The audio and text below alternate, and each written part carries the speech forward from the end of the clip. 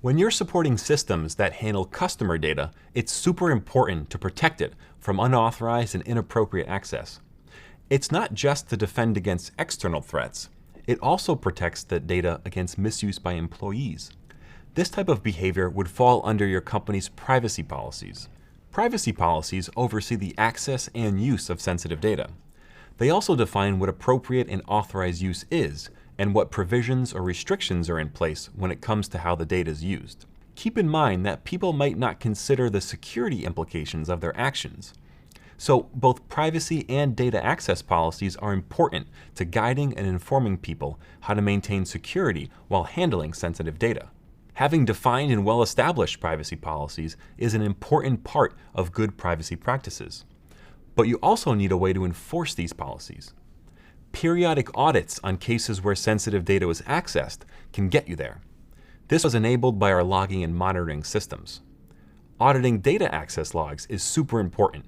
It helps us ensure that sensitive data is only accessed by people who are authorized to access it, and that they use it for the right reasons. It's good practice to apply the principle of least privilege here, by not allowing access to this type of data by default. You should require anyone that needs access to first make an access request with a justification for getting the data. But it can't just be vague or a generic request for access. They should be required to specify what data they need access to. Usually, this type of request would also have a time limit that should be called out in the request. That way, you can ensure that data access is only permitted for legitimate business reasons, which reduces the likelihood of inappropriate data access or usage. By logging each data access request and actual data access, we can also correlate requests with usage. Any access that doesn't have a corresponding request should be flagged as a high-priority potential breach that needs to be investigated as soon as possible. Company policies act as our guidelines and informational resources on how and how not to access and handle data. They're equally important here. Policies will range from sensitive data handling to public communications. Data handling policies should cover the details of how different data is classified.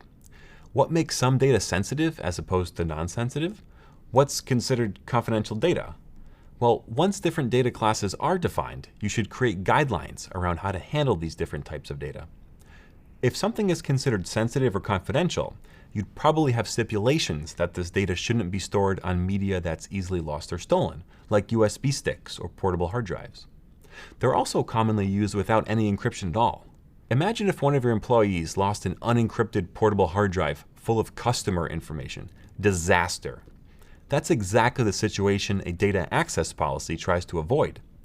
It might also make sense to include laptops and mobile devices, like phones and tablets, in the removable media classification, since these devices are easily lost or stolen. Even though they're more commonly encrypted these days, the loss and theft rate is much higher.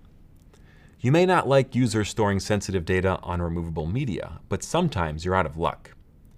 There may be an occasion where that's the only solution to accomplish a task. If this is the case, it would help to have recommendations on how to handle this situation in a secure way.